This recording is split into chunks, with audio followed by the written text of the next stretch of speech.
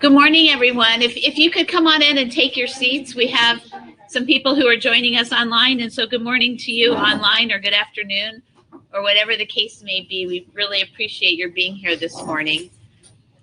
This is actually our second meeting of our LINKS group, which is an acronym for Lifelong Networks for Communities of Support. And the idea is that we as parents and family members need stepping stones too, as we consider the important transitions of our adults with autism and other special and different abilities. What we're going to go through this morning is a brief recap on First Place, which is just down the street. And so for those of you who are here this morning and in town, just take a right out of Indianola and about a mile down the street, then take a look at on your left, and you'll see construction underway. We actually are working on the third floor.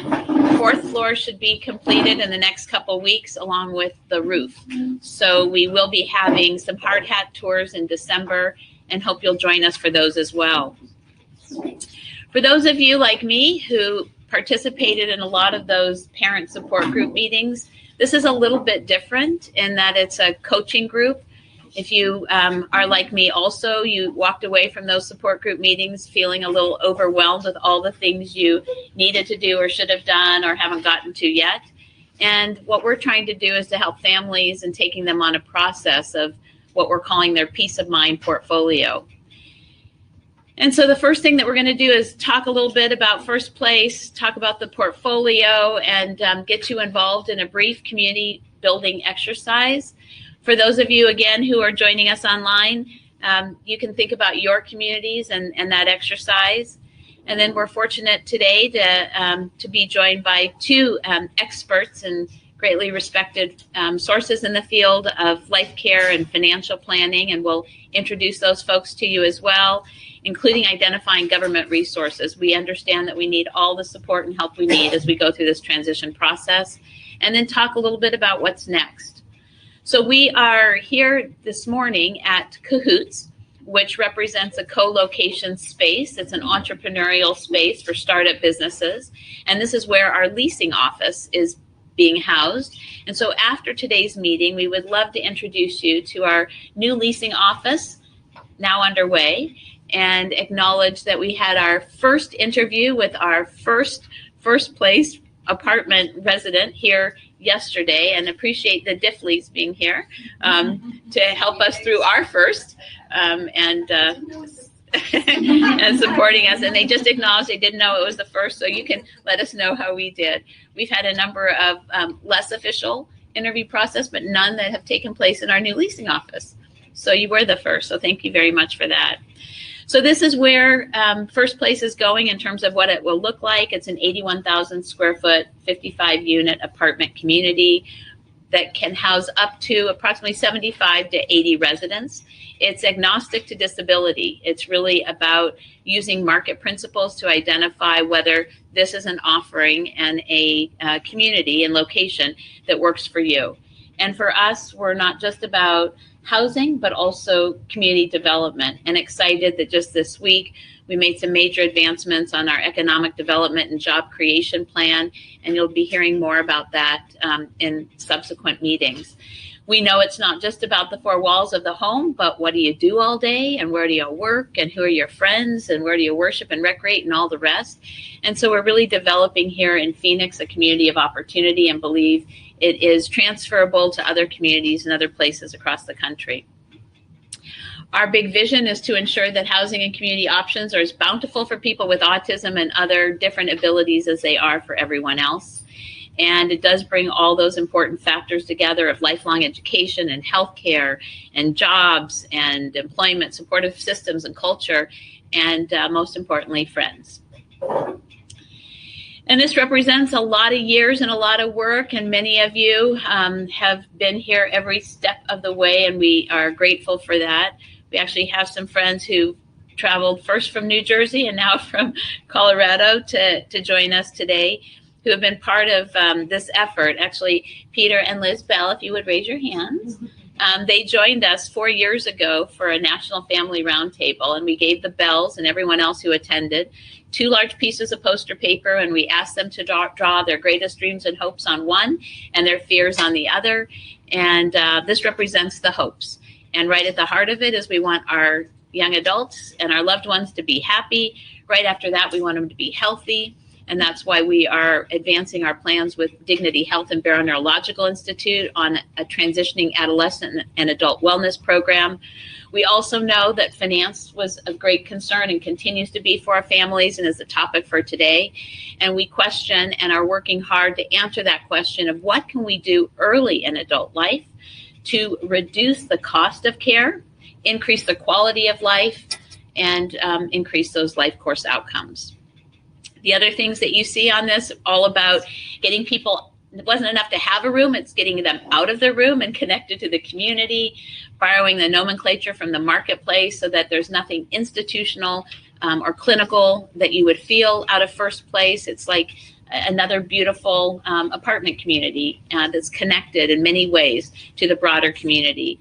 And it answers also, we believe, the looming question for many of us of who's going to care for him or her when we're no longer able to do so, which is when we create the circle of support, when we create a community that understands our sons and daughters, includes them in the broader community and culture, and has their back. And so we're really looking at a whole life approach for residential. We are going to be documenting outcomes. We know that there will be continuous improvement, and we know it's going to take a lot of family members to help us with that. And operating through sound financial framework. And this has been a very tricky part, as throughout the research, very few of the properties that we could identify were truly financially sustainable, either 100% backed by government or by philanthropy, and very difficult to replicate and also to sustain. And so when we talk about First Place, we really talk about 3 different uses at First Place Phoenix. One is the Transition Academy, and we'll talk about students. That's a program that's been operating now for 3 years in a beta site property. When we talk about the apartments, we'll talk about residents, and that's more like supportive housing. And then we'll talk about the First Place Global Leadership Institute, which is really our opportunity to do more and to be a catalyst for our community and other communities across the country. In those First Place apartments, I mentioned that it's agnostic to disability. We're also promoting neurodiversity. And in that way, we are including doctoral and postdocs from ASU, who are also, in many cases, former Teach for America special educators, people who want to continue their work, working with this population and live among the very population they want to serve. So think about a resident assistant, think about also these doctoral candidates working in the Leadership Institute and advancing some of the important work we'll be doing there. Beyond the 4 walls, we're also advancing our community life plan. So for those of you who are interested or maybe have family members that want to be among our firsties, which are the first people to want to lease space at First Place, there will be some special attractions, I'm sure, for our firsties. We also have a culinary program called First to the Table. You can learn about some of the programming and the films online. And we've got our First Place First Time, which is a collaboration with the arts and culture community. Introductory passes to many of these locations, whether it's the Art Museum or Phoenix Theater or the Symphony or the ballet, but to experience the arts and culture community and our community for the first time in some beautiful ways, and determine where you want to spend your time. And we also had one of our first meetings today with a future member of the Resident Advisory Council. For those of you who fully understand nothing about us without us, and the importance of having the residents and the people who live at First Place involved in how it gets programmed and what the cool movies are going to be that are played, or who wants to sign up for the bowling league. And then we'll have our annual celebration of First, which will certainly include many of our family members. And you'll see today in our leasing office, for those of you who want to take a very brief tour of the very small space that we have, some of the firsts that we're already acknowledging and celebrating through First Place. This is the Transition Academy program currently underway. This is a location at that it represents an affordable housing property. It's co-located with 10 apartments for our students with autism, with 11 apartments for primarily seniors. It's a beautiful expression of multi-generational living, and also a beautiful expression of where many of our students may go next in terms of affordable housing, or future residents at First Place who at some point with their job and with their skills and with their friends may then choose to move on to their next place. So it is a beautiful expression of community on so many levels, and we will be taking tours of that property on November 3 or November 17. So for any of you who want to join us at 2 o'clock, please let me know. That's at 4901 East Holly in Phoenix, just south of Thomas, in close proximity to Gateway Community College, where our students are taking, in the course of 2 years, 32 semester-length courses on life skills, career readiness, and interpersonal skills. So 32 courses, also 17 weeks each. So this is a very intensive program for students who have the ability and can and want to commit to learning how to live independently. It also requires their parent or family member to do the same, to be able to support them to learn how to live independently. David. Congratulations. So my son does the 50 words program at Smart, which he's at right now. But the very first session was at this campus, and I think they just shared with us when we were dropping them off that he had, and congratulations too, because you had 2 of the tenants in there who were roommates, and they've now moved out on their own. And I guess they decided they got along so well. They have their own. That's right. That's right. So we graduated a few of our early students in May, and a few of those students have chosen to live together because they became great friends through the program. And it is a beautiful expression of community, and building a lot of those first, as we remember, whether we went to college or maybe it was our first jobs, some of those relationships. And we know from the program that we've been modeling this after in many ways that 95% of their students 10 years after they graduated continued to stay connected. So it is a beautiful expression of community. One of the very first things we did at this property was we built raised gardens, so that we also were bringing people together through some shared activities. In the design, we also put in the front porches so that we got people from their inside their homes outside. And early on, during our first year, we actually paid staff and security overnight because, and we had a lot of SARC staff there during the day and long hours. But now we actually have on-call residents who are making a modest income from serving as compassionate and friendly neighbors. But it started without any pay at all in terms of really people stepping forward to care about each other. And then the third use, as I've mentioned, is the First Place Global Leadership Institute. And next week, we'll be hosting our fall symposium. We have 12 states, representatives from 12 states who will be coming here to learn about First Place, about our supportive community. And within these centers, we're advancing plans with education, training, and employment. And thus you heard about the Economic Development and Job Creation Plan. We are advancing plans with real estate and community development. So we have First Place Phoenix. We have this property called 29 Palms, which is our beta site. And we're working on another affordable housing property nearby and also served by light rail. We are also advancing our plans for research by collecting data with our partners at the Southwest Autism Research and Resource Center and the outcomes that we're getting from the Transition Academy. And then our Center for Expression and Communication is about storytelling. It's also about expressing beyond words your interest in arts and culture. And you'll see on our leasing office wall, one of our students has painted her first mural. And so we believe that we'll continue to celebrate a lot of firsts. And then it's going to take us all in terms of advancing public policy. And public policy currently doesn't support a lot of innovative options as it relates to housing. And we're hoping to move the needle on that. And we cannot do it alone.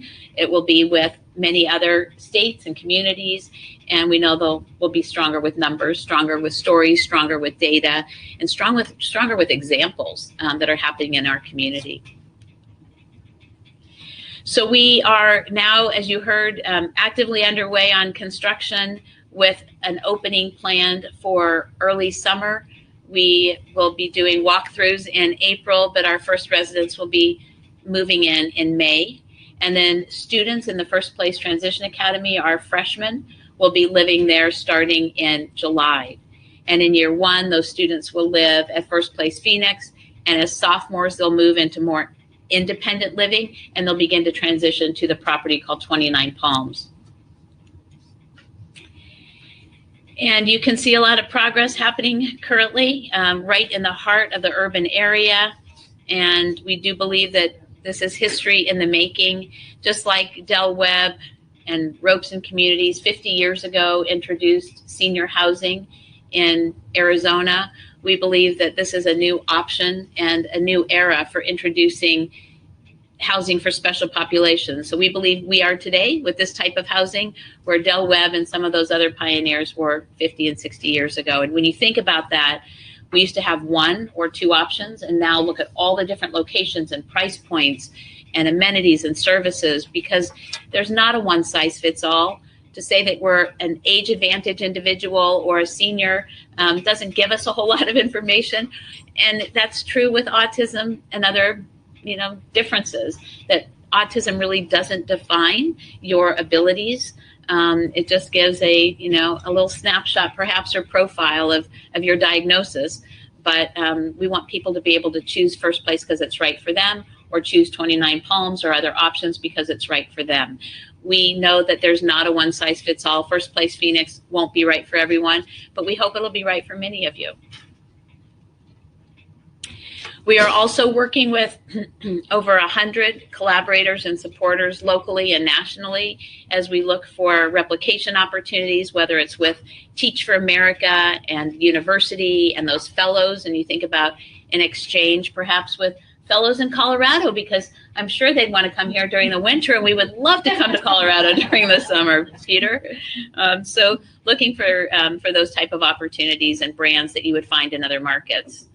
And so when you think about First Place, yes, it is many things, but first and foremost, it's home. It's home for the people who will live there. It's going to be an enriching environment for people who work and learn there. And for families like ours, it's going to be peace of mind. If you're interested in learning more, we of course have more information. If you're interested in signing up for a leasing interview, Sarah Hetrick, who comes to us from New Jersey, has relocated here and is now serving as our support services and community life director. Okay, so now about links. I'm sure another major reason why you're here, because we all need confidence in the future, and that's our big vision. Laying awake at night, we shouldn't have to do that alone. We know that we're stronger in number, and it's really about helping each other get through that peace of mind portfolio and those next important steps. So we are parent-led and action-oriented. We are grassroots and connected to the community, and we're a collaboration of a collection of complementary organizations. And today you'll hear from some of our great local partners and businesses who are rolling up their sleeves alongside of us. And so the very first thing that we're going to do is to ask whether you're ready for links. And for those of you who were here last time, and you didn't complete your readiness questionnaire, now's your chance. But we're going to be distributing this readiness questionnaire. And for those of you online, you'll see a file that you can also download. And this is about your peace of mind portfolio. As our presenter said last month, it's about that closet at the end of the hallway where you've been storing all that stuff. And when you open the closet, you do one of these because you're just not sure what's going to fall out, and all the things that you forgot were in there, all the things that you said were so important that you needed to take care of and haven't gotten to yet. And so this peace of mind portfolio has three major components. There's one on life planning, and you're going to be asking yourselves questions today about guardianship and conservatorship. We're going to also be talking about financial planning. So how far have you gotten in your financial plans for the future? And that's what our presenters are going to be focusing on today. And then we have health and wellness. So if you're not in the emergency room, who knows his or her story? Are your medical records electronically loaded? Would you know how to do that? Would you know how to access them after you did that? And to make sure that that your plan and your peace of mind is in place. And the fourth component is the community building, because all of you go someplace because it's your favorite restaurant, or someplace else for your barber or your hairstylist or your lawyer or whoever you're working with. But how do we tap into our relationships? Because where Matt goes, because he loves Grassroots and one of his favorite restaurants, it will now be comfortable for other people. And so it's how we build our supportive community. And so this, if you would just take a couple minutes and ponder this, and online for those of you who are joining us, and we appreciate your joining us, take a few minutes and see if you could answer some of these questions for yourselves.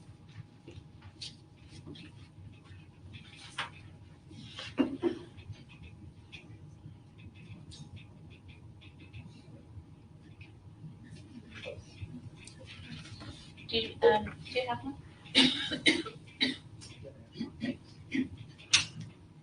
Does everyone have a copy? Okay.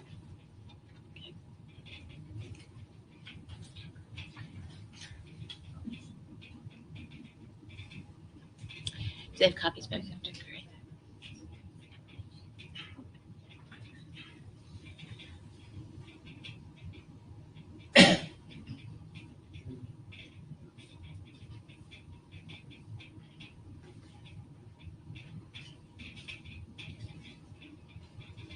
We need the Jeopardy music. Oh, we need Jeopardy music. We'll just give you another 2 minutes to complete. And Karen, if you'd like to hum for us.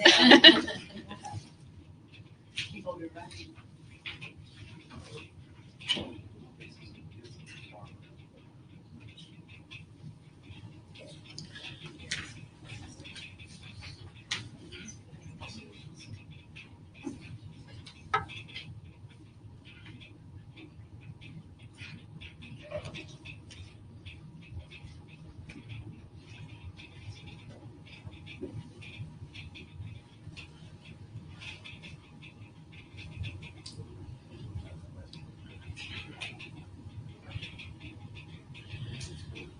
So this is you, and this is us getting ready.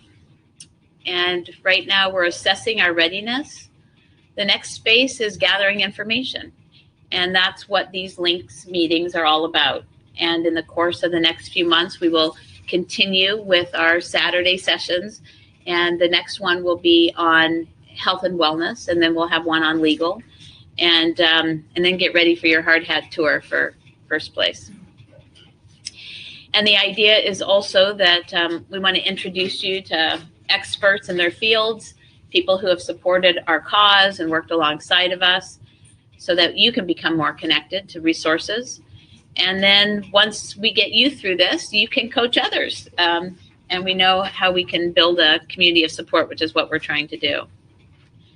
And in that space of supportive community, you see what we've been developing here in Phoenix. This represents a portion of the locations in the central core where SARC over the last 20 years and First Place over the last 5 years has been opening doors to more options. You can see First Place, 3rd Street and Catalina, which again is just down the street. And you can see also just across Central Avenue and that blue, which is our light rail, the location for St. Joe's Hospital and Barrow Neurological Institute, and just beyond that, Phoenix College. And then you can also see SARC's facilities and properties just south of Thomas. And what that legend is covering up right now is the 29 Palms property, which is in close proximity to Gateway Community College.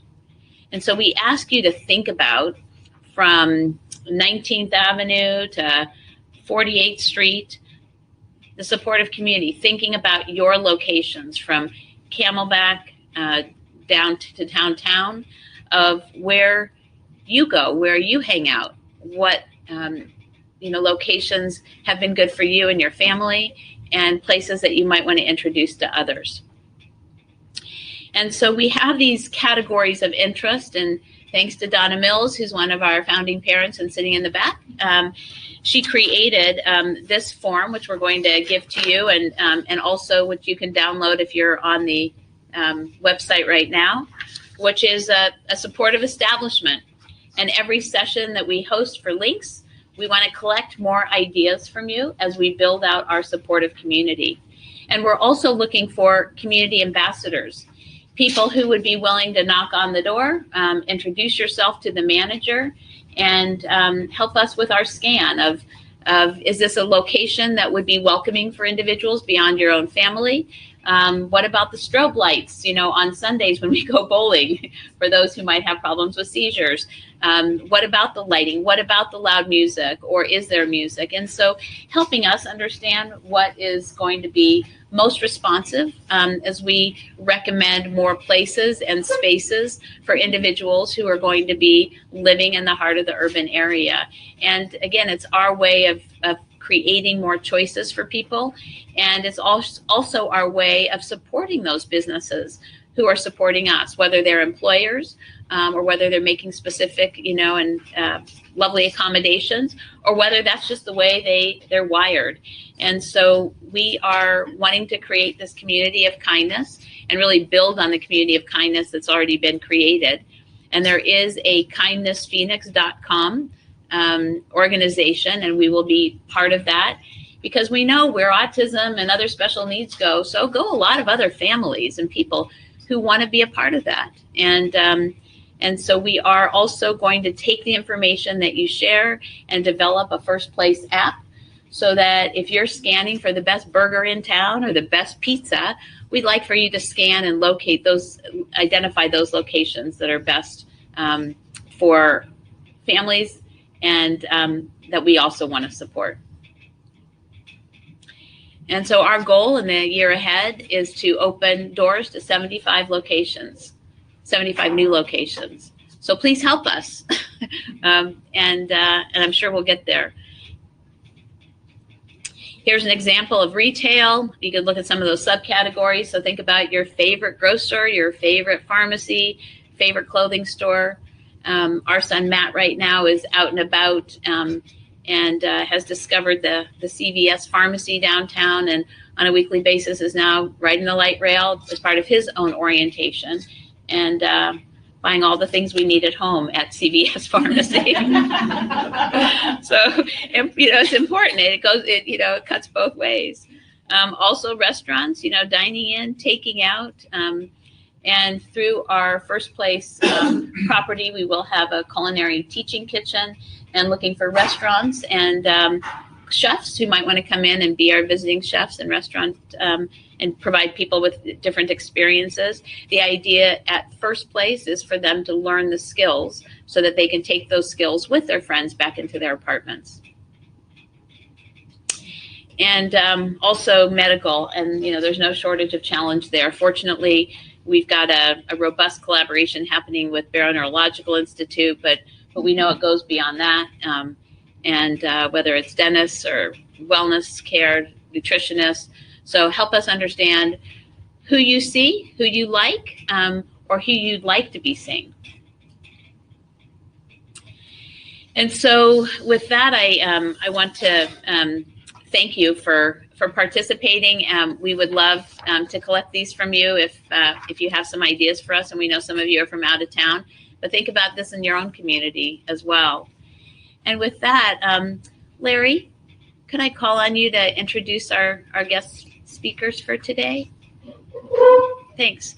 Larry Bernowski is one of our founding members of Links, and also has a daughter, Joanna, in the First Place Transition Academy. You want to come up here so our friends on the webinar can see you? Did we give them any information to talk about us?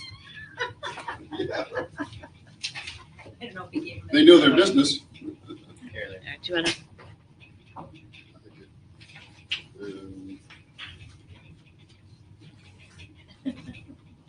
Yeah.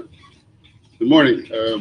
Larry Bernowski, being involved with the parents group now for about a year. My daughter is in the last year at Transition Academy, and so looking for her next first place or second place. So we introduced a little bit of these topics last time. but now we're really going to have the smart people come in and give you the good information to get down into the details. And it's I'm sure you all know, it's a tough business trying to monitor and track and build and employ all of these skills. So our first one is Karen Starbowski, a fellow Polak, with MassMutual. And I guess you're going to talk first about, you could give me a little bit of what. About creating a life care plan. Okay. And then Nathan Buckles from SilverTree is going to talk about financial planning. We'll hear about able accounts and special needs trust and related items to that. So I think it'll be very worthwhile. I don't know, open questions as you go along. And so good. I hope you all get a lot out of it. Thank you. There we go. So I'm Nathan Buckles, SilverTree Special Needs Planning. Hopefully you can read, right? Thanks so much for having us here. Appreciate the invitation. So a little bit about myself and what we do. It's in our name. So what I do as my day job is I do special needs planning. So we work with families with a loved one with special needs, incorporating all aspects of planning. So that would include legal planning, financial planning, government benefit assistance, and lifestyle letter of intent, as Karen was talking about as well too. So today what I want to focus on is what are some of the government resources available, their eligibility requirements, how that kind of incorporates all into your legal plan and your financial plan that you need to consider doing, okay? So first off, let's talk through some of the benefits that are available. How many in the room have their child is already receiving SSI? Okay, so most. Awesome. Good. So that's a good one. Yeah, that's very common. So just real briefly, for those of you who have kiddos that are under the age of 18, typically SSI is available at the age of 18. Under the age of 18, it's actually based on the parent's income and assets for the child to qualify. So that's why we don't typically see children under the age of 18 receiving an actual cash benefit from SSI, but it is possible, but it's based off of the parent's income and assets, okay? When they turn 18, that all shifts, and it's based off their income and assets. They cannot have more than $2,000 of assets in their name. But one of the things that a lot of folks maybe have been given some misinformation about is working. We're very big proponents, as are most of the folks in this room, about working. Let's let our kids get out there and do what they can. A lot of times it's not necessarily about how much they can make, but it's just that they're doing something, right? So on SSI, you can actually earn up to $11.70 a month, and that's 2017 number. It's going to go up in 2018, 2%. $11.70 a month can be earned, and you still can be eligible for a portion of the SSI benefit. You won't get the full $735 any longer. But the point of that is if they can work and they make $500, $600, $700, $800, $1,000 a month, that's great. We still can potentially get them a portion of the SSI benefit. And the reason that that's important is that on SSI, the state Medicaid system that you're under comes with. Okay, so here in Arizona, it's Access, Arizona Healthcare Cost Containment System, okay? Access comes with SSI. So in whatever state you're in, if it's California, it's Medi-Cal. South Carolina, it's Tefron. I mean, they're called different things, but it's the Medicaid system in whatever your state in, whatever state you live in. So that's important because even though you may only get a very small portion of the benefit, the cash benefit, the healthcare side of it comes with it, which is really important, okay? Some of the other qualifications for SSI, just to let you know on the medical side, is that the disability has to have occurred before the age of 22. And typically, not typically, it has to have a prognosis of lasting at least another 12 months, which in most of our cases is kind of a moot point. They will look at IQ as well. And typically 70 or below on an IQ test is a pretty good indication that they would be able to get the benefit, but that's not a sole determining factor. I'm sure we have a number of individuals in this room who have very high IQs. We have a family, for example, where their son literally tested at about 150, but can't tie his shoes, could not function right now in this room, right? I mean, severe social anxiety issues and things like that. So he's receiving the benefits, super bright, super smart kid, right? But there's a lot of other things that are gonna hinder him from being able to really support himself and that kind of thing. That is really what SSI is about. SSI is actually what we would call a bridge benefit. It's only supposed to be something that's temporary. It's something designed for those who cannot necessarily support themselves fully, who have not paid into the Social Security system. So this is not SSDI, right? Social Security Disability. This is for somebody who has no Social Security benefit themselves because they've not paid anything into the system, okay? But it is intended to be a temporary benefit, okay? Before I go into what it transitions to, and Karen actually already talked about that a little bit, one of the other things that you need to understand, and this is an important conversation, especially with the first place discussion, is that SSI is intended for two things, for food and for shelter, okay? So if you go in for your SSI interview to sign up, and one of the very common questions that they're going to ask you is how much is your loved one paying in rent? And if they're living at home, maybe they're still in high school, right? They just turned 18, they're still in school, they're not working, they're living at home. What would be our kind of logical common response? They're not paying rent, right? They're living at home. Well, if we say that, what Social Security will do is automatically take a third right off the top, because if they have no shelter expense, they're not going to give them that portion of the benefit, okay? And so it's an automatic deduction by 1/3. So we have to say we are charging them rent. How much? We've got a whole, there's what Social Security will tell you is kind of ridiculous, but we've got another, what we do is we tell our families $365 a month, which is roughly half of the $735 monthly benefit, right? And we have a confirmation letter for rent that was given to us many, many, many years ago that we can use that basically confirms to Social Security that this is how much we're charging. These funds are non-refundable back to your loved one, some things like that, some terminology. So that's important. So as we're looking at residential living, where they may live here in the future, a first place type of a situation, what have you, the SSI payment could go towards funding that, and it should, because that's going to obviously be an expense, right?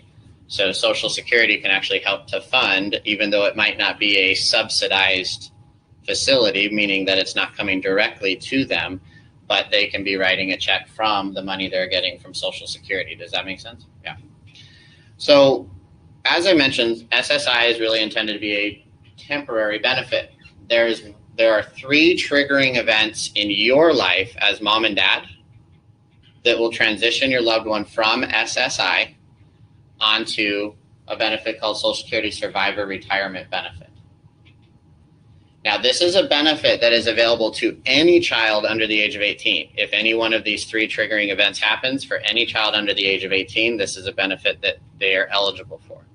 But for those of you who have a loved one on SSI and have met the definition of an adult living with a disability by Social Security, this would also apply. So they're over the age of 18, they're still going to be able to get this benefit. But for our other kiddos, it would stop at the age of 18. Okay, so the 3 triggering events are: we retire between the age of 62 and 70 and a half. In other words, we start collecting our own Social Security retirement check. We become disabled and go on SSDI, start collecting our own disability payment, or we pass away. One of those 3 events happens, and your loved one will transition on to this survivor retirement benefit. Now, that benefit is based on what you have paid into the Social Security system. No longer based off of this just monthly $735 cap.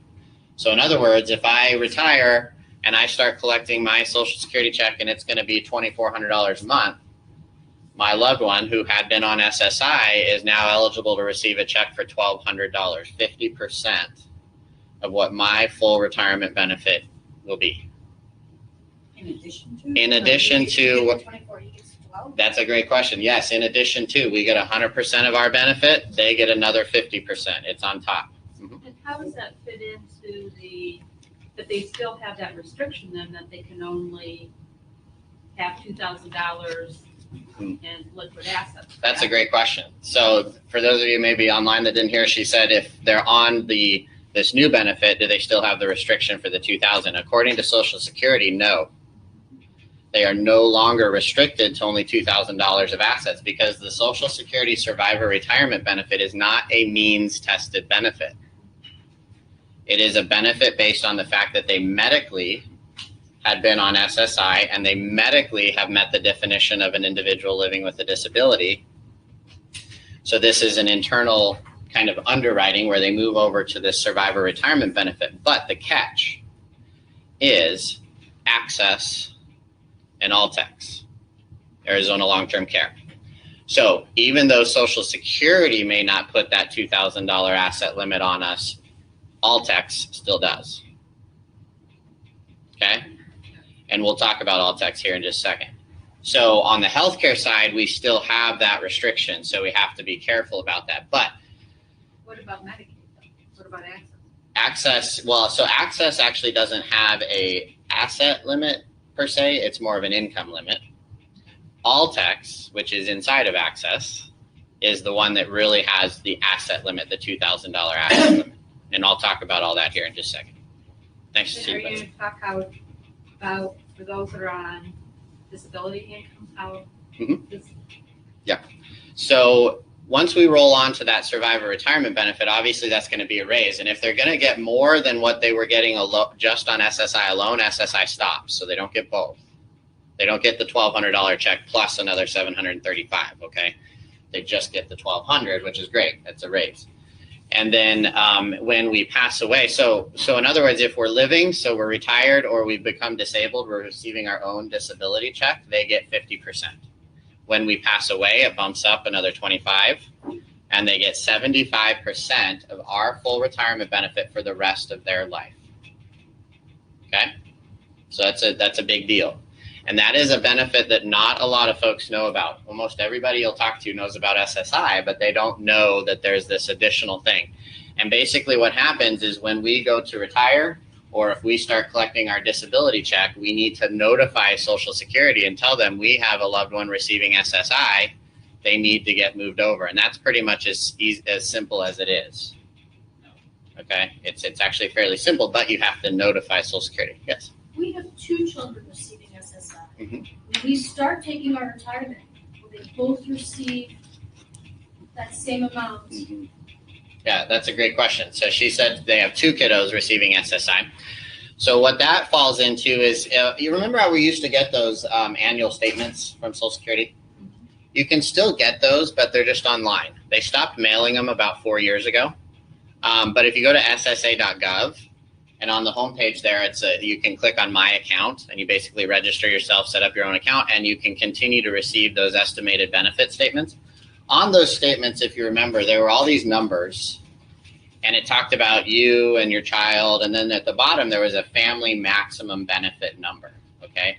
That is the number that would potentially affect what 2 kiddos would be receiving. If the 50% number times 2, right, because we have 2 kids, is more than that maximum family monthly benefit, then what'll happen is they just take the maximum family benefit and divide it by 2. So it might reduce what they're gonna get. So they won't get more than whatever that family maximum is. And that is relative to what you've paid into the system, okay? So it's not just some set number. It's based off of what we've paid into the system. I will tell you though that typically what we've seen is if it's 2 kids, usually they won't hit that maximum, the family monthly maximum, so they'll get 100% of their 50% benefit. Does that make sense? Yeah, 100% of the 50%. Yeah, If both parents retire, do they get part from both parents? good question. No, they get the higher of the 2. So, an example would be dad retires first, and his retirement checks can be $2,400 a month, so the child will get $1,200. Then mom retires the next year, and her benefit's going to be $2,600 a month, so they would get $1,300 a month. They would stop under dad's and go under mom's. So we don't get a combination of the 2; it's just the higher. One of the nice things, guys, about Social Security, believe it or not, is that they will always make sure you are getting the highest benefit possible. Okay? That is an internal policy.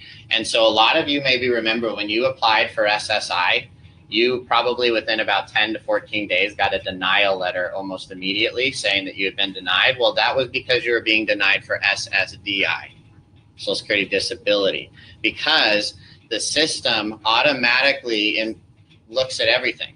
You apply for this particular benefit, but what they're going to do is they're going to vet you into all the different benefits that might be eligible. And if you end up being eligible for a benefit that's actually going to get you more money, then they'll go to that one. Okay. So that's why we, when we kind of coach our families around that, expect to get a denial letter. This is not a denial letter for SSI. It's a denial letter for SSDI because Social Security automatically applied you for that just to see if it might be something you're also eligible for. Okay. So you'll always get the higher of the two, but not a combination of the two parents. Okay. So when you have that case of parents retiring in different years, Mhm. is Social Security will just automatically adjust that? There's no.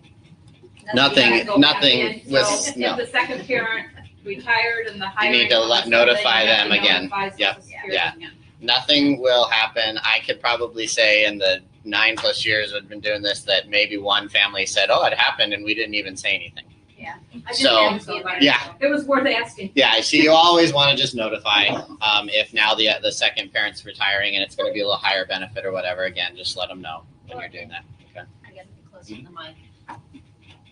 So, one thing that I want to mention based on this, so we talked about life care plan, letter of intent, and letting your trustees know. This is something that a trustee needs to know because a common folk is not going to know that when you pass away, your kiddo's going to get a raise. Yeah. So somebody needs to be notified that in your planning process that, hey, when I pass away, trigger this. One of the nice things is at your passing, if they're already on this new survivor retirement benefit, a lot of times that part will actually happen because they're being notified of a death, a death certificate's being sent in, that kind of a thing, and then they'll they see that there is somebody receiving a benefit and it gets bumped up, but still it's a better idea to just let everybody know through your letter of intent that these things are possible. Yeah. What if you're the representative payee for your child's SSI, you're not married, but their other parents is still living, the other parents remarried? What is the effect of remarriages and situations? Yeah, good question. So No. so she was asking about what's the effect of remarriage, if dad's not involved or mom's not involved and remarried or whatever. We're both co-trustees. Co-trustees. Co-guardians. Mhm. We have the specialist trust, we're co-trustees, co-guardians in case one of us. Yeah. The other one just immediately plug in. Yeah. But I'm the representative payee. Yeah. So I think you have to go now to Social Security. So as far as the benefits are concerned, representative payee doesn't make a difference one way or not. As far as the survivor retirement benefit, so he's still dad. If when he retires, is it your daughter you said, or your daughter would be eligible for a potential survivor retirement benefit from him, even though you're listed as representative payee. So representative payee is just simply who is the other person that's named on the checking account. That has the ability to call into Social Security, but the survivor retirement benefit just simply has to do with who is legally mom and dad. So adopted parents or biological parents. Okay. So it doesn't matter if I remarry or. No. No, not from the child's perspective. Obviously, from a spousal sort of benefit, there's going to be some effect there. It would affect If- the spouse. Yeah, if you remarry and he's remarried, and depending on number of years and all that kind of stuff, it can affect the spousal benefit, but it's not going to affect the child's benefit. Yeah. So that benefit is a really, really important one because when we get into the financial and the budget planning for our child's long-term care and quality of life and support and all that kind of stuff, we just learned about a benefit where they could get a fairly substantial raise, right? Where they're going to be getting more income than we had originally thought. Okay. The other thing to understand about, so like I mentioned, SSI, if they're on SSI, they get access or Medicaid automatically. Once they've been on this survivor retirement benefit for 24 months, in the 25th month, they are eligible for Medicare. they've met the weighting criteria for Medicare, and they can get both Medicare and Medicaid on the healthcare side, okay? What'll happen is Medicare goes primary, and then Medicaid goes secondary, okay? I was just given the 5-minute warning, okay? So I got, thank you. So let's talk about a little bit how this all incorporates with financial planning and making sure that our loved one is going to be cared for. Now, one of the most important pieces of this is we first need to make sure that we have a special needs trust in place. Okay, so we have to have a place that we can leave assets for the individual. The special needs trust, the whole purpose is that any money we leave to the special needs trust will not go towards their $2,000 asset limit. Right? So it's a way we can make sure that there's money there that can benefit our child, but it won't disqualify them from benefits. So our estate plan has to be set up properly, has to be made sure that our assets flow the way that they need to flow. Typically, we look at a last will and testament, a family trust, and a special needs trust. And so through those documents, we're making sure that everything is transitioning properly so that it flows in the right direction and it does not ever come directly into our loved one's name. Okay. When we're doing that, one of the second most important thing is a funding plan. So once we have the trust created, we really need to figure out how are we going to actually fund this thing. Because without sounding too harsh, if we have no way of funding it, or there's no money, or we have no plan of doing it, then you do not need a special needs trust, right? The whole purpose of a special needs trust is kind of take the place of us when we're no longer in the picture. We've got a plan in place to continue their support, their care, all of that kind of stuff. So what we want to do is you want to start looking at what does a budget for your loved one look like? What does a lifestyle budget look like? And start with today with what we know. What is their food budget, clothing, social activities? Do they have a cell phone? Their transportation costs, everything. What does that all look like? And, kind of head to toe, right? Haircuts. Do they have eyeglasses? Hearing aids? Do they, toothbrush, toothpaste, deodorant, socks, shoes? I mean, everything, right? We got to consider all the pieces. So we have to build this very comprehensive budget. And then we start talking about what does the future look like? Where will they maybe live? What is that going to look like? Do we want them to be in a first place type place? Do we want them to be maybe living more independently on their own? Maybe in a group home situation, maybe in an IDLA situation, with family, whatever that is, right? But we need to start having those conversations so that we can start putting some hard costs around what is that going to look like. Once we do that, we've kind of built our budget on what that lifestyle is going to look like. And then we incorporate in what are the different income sources that we can look at. Are they going to work? I will tell you quite honestly that when we're doing the planning with most of our families, income is something that we don't typically rely on while they may be working now. That could be something that changes for any of us in this room, right? I mean, you never know exactly. So what we usually look at are the benefits that are going to be available. So the survivor retirement benefit we just talked about. And then from there, the gap, the difference between what our budget is, what the income sources are going to be, the difference is what the trust is there to fund, to supplement. So just to give you a real easy example, let's just say we figure out somebody's budget's $2,000 a month. That's low, but let's just say it's $2,000 a month. Their Social Security benefits can be $1,000 a month. So we just discovered that half their monthly benefits can be taken care of, their budget, right? So $1,000 a month is what we're going to need for the trust to supplement. So you annualize that out times 12, that's $12,000 a year. And then what we try to do is we try to come with a funding plan that we can fund the trust with a principal amount of money that just the interest and the income that the trust will generate will be able to pay for that $12,000 budget. So we're not living off principal, we're living off of interest, because that's the way we can ensure that there will be money in that trust as long as your child is alive, okay? $12,000 a year, we typically use a pretty conservative interest rate of 4%. We want to obviously plan on the conservative side. We don't want to make all of our planning that we have to make 7, 8, 9, 10% every year, because while it can be possible sometimes, not all the time. So we use a conservative number. So to get $12,000 a year in interest at a 4% rate of return, we need $300,000 of principal. Okay, so that's just a real simple example It's not that simple, but just to give you a general idea, because we also have to factor in inflation and we have to factor in taxes. One of the things that's not commonly known about special needs trusts is they are not a tax advantaged type of document. Okay, something that we cannot get around, but it is something that we can plan for to make sure that taxes can be covered. Okay.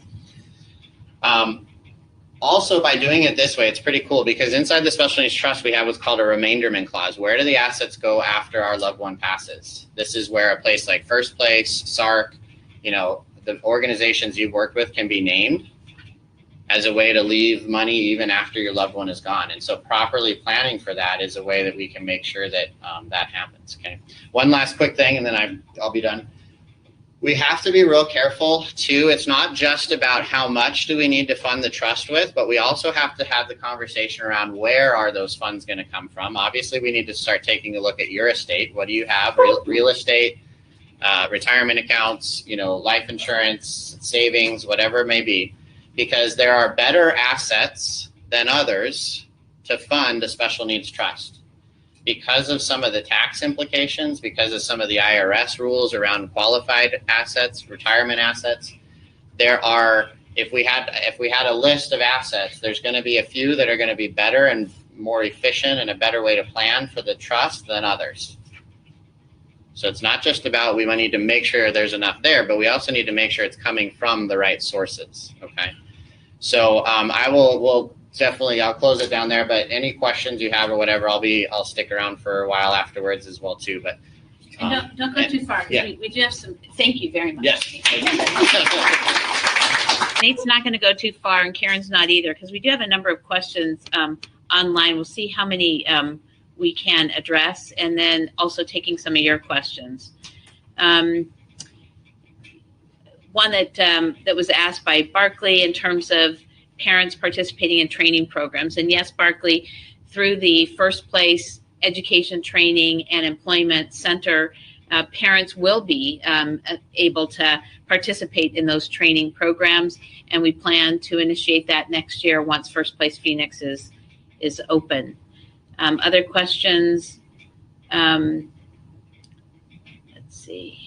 We'll get back to you in terms of the downloading the links for those of you who were unable to find them. And there's a question from Donna about what's the difference between a special needs trust and an ABLE account. You want to take that? Yeah, sorry, I didn't even get to talk about the ABLE account. So difference is that ABLE account is a savings account. Special needs trust is a trust. But the big difference, very high level, we can only put $14,000 a year into an ABLE account.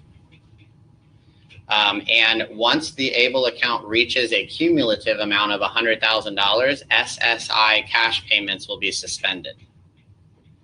So the biggest difference that I can say, besides the fact that they're just two different types of accounts, savings versus an actual trust document, the other big difference is that the ABLE account is not a long-term or a lifetime planning tool.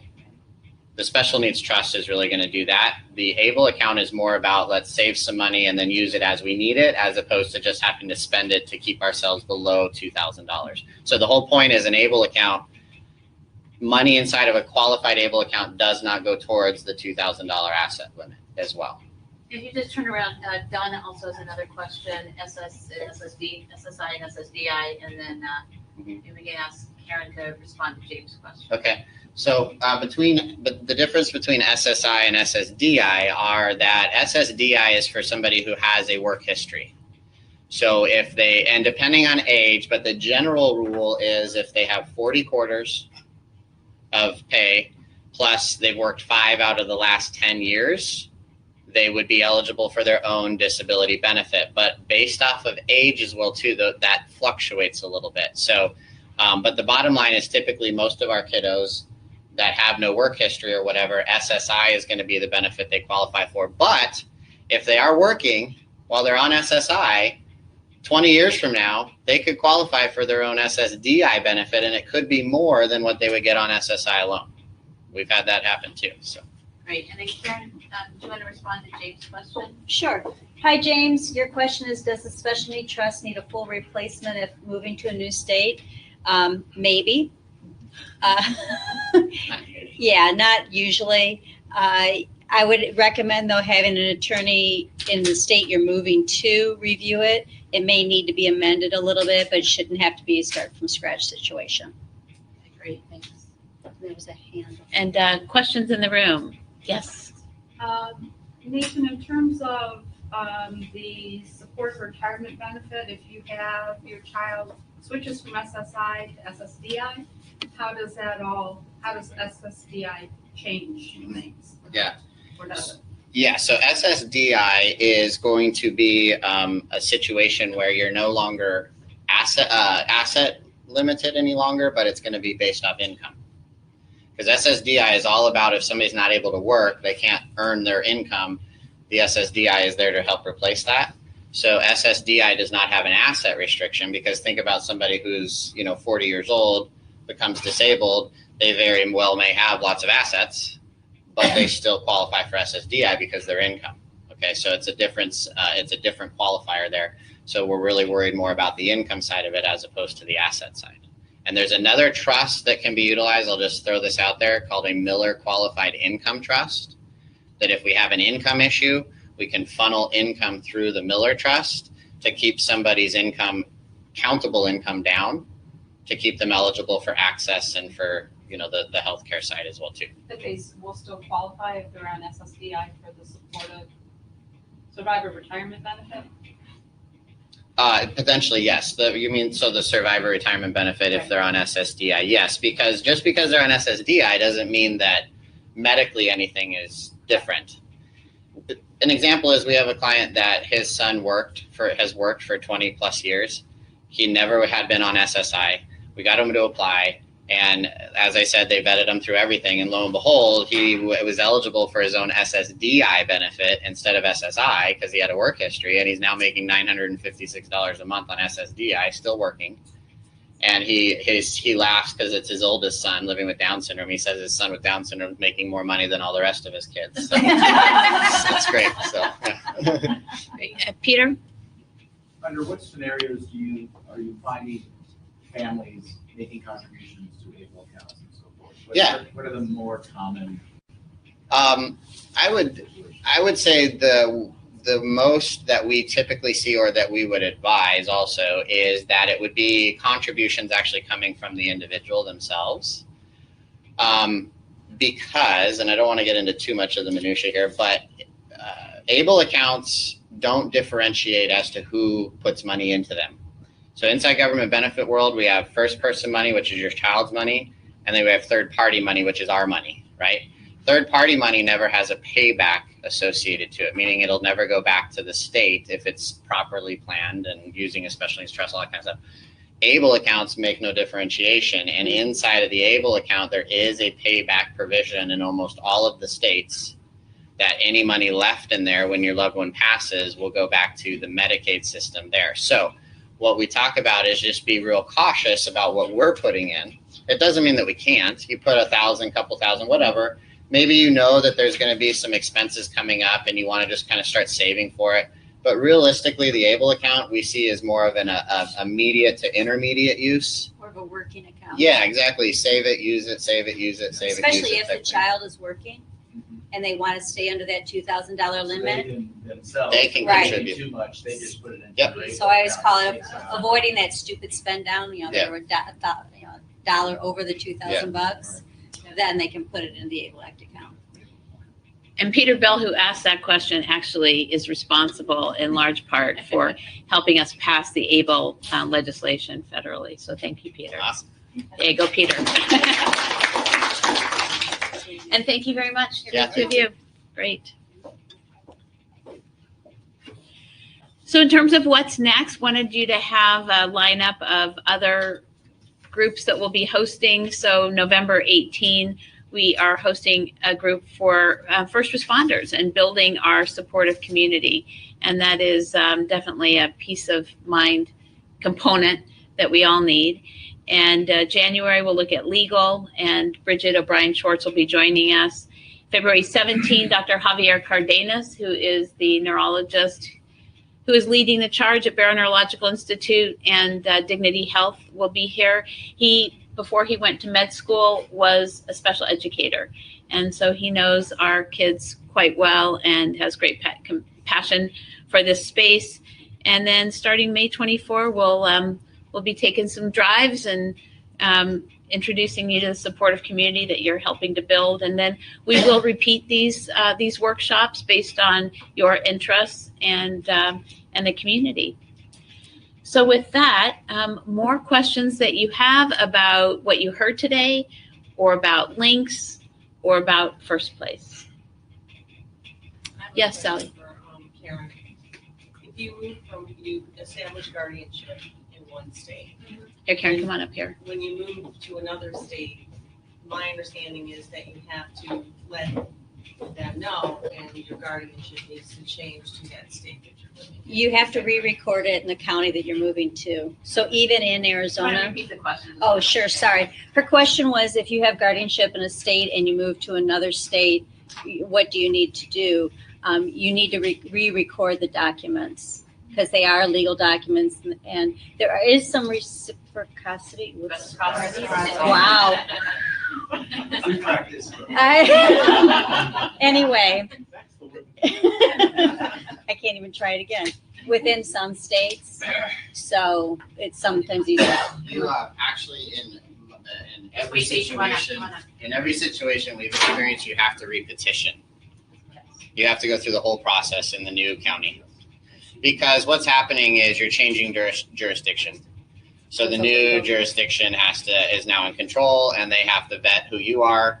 They have to still make sure in their minds that it makes sense. You do get the paperwork from the current state, and you show the new state that you have it, and then you have to cancel the one in the old state to get it moved over. But yeah, you do have to actually go through the whole process again. Sorry. Not what you wanted to hear, I'm sure. Yeah. My understanding, most of the friends that I have, they try to, the money that they put into the special needs trust fund is probably coming from life insurance. Mhm. And we were advised, do not use term, that you need to use whole life. It's just a permanent because you don't know when you're going to die. Yeah. Correct. Not necessarily whole life, but yeah, the idea behind term and permanent is that, the reason that term is so inexpensive is because less than 2% of them actually pay out a death benefit, right? Because we don't die on time. We outlive the Don't term. know, yeah. So the permanent is there regardless of when that happens. Yeah. And then Annie and Donna. Annie, you have a question? I do have a question. I was wondering the questions that are being asked to be repeated out loud because I don't think some of us can hear what the questions are. So she was asking just now about the difference between term life insurance and then permanent. Kind of, she's heard the advice not to use term in regards to funding the special needs trust, and we would definitely both concur on that. That it's the problem is that if you use term, the chances are very high that policy won't actually be in place any longer when you actually pass away, and so your funding source would be gone. Yeah. Donna? Mine was the question of the statement for guardianship. I'm doing that now, lived in North Carolina 2 or 3 years ago, and I didn't know I needed to change it. And I found out if something happened, I would not be his guardian. I would not be his legal guardian because I'm now here in Arizona and I do not have a guardianship in Arizona. So I'm going through all the legality now. This case from North Carolina 2 years ago. So get it done. Yes. And thank you, Donna, for that explanation too. And Donna's son, Jonathan, is here.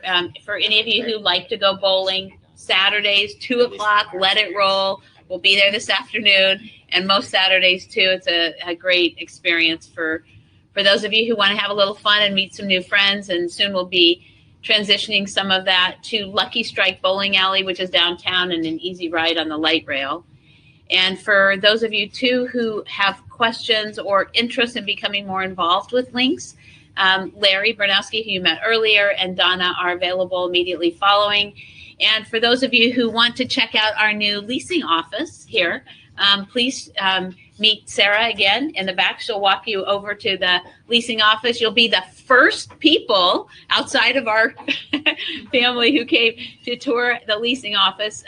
And you'll hopefully enjoy the co-leasing space here at Cahoots. You'll see the shared conference rooms, the phone booths. It's a beautiful space from which to grow. And they have also here at Cahoots committed to offering space to 6 to 8 entrepreneurs with autism who can also set up shop here and build their own businesses, just like so many of these entrepreneurs are doing today. So thank you for those of you who are online, and thanks so much. Have a great day. Thanks all for being here.